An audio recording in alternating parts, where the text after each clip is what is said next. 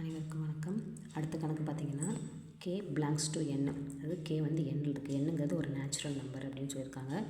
a power k, a k + 3, a power k + 5 இவற்றின் மீச்சியுமா மீப்போவா காண்க. ரெண்டுமே கேட்டிருக்காங்க, மீச்சியுமாவும். அது ஒன்று தான் கேட்டிருக்காங்க.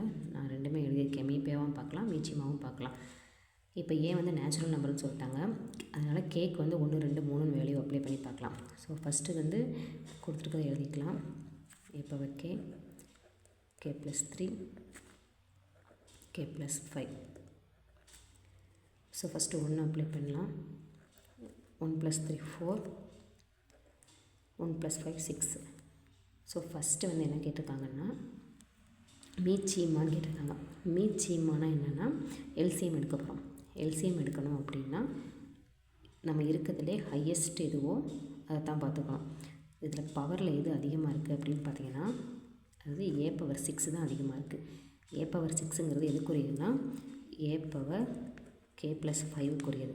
இப்போ நம்மளுடைய எல்சிஎம் என்னன்னு பார்த்தீங்கன்னா a பவர் k + 5. இதே HCF பார்த்தோம்னா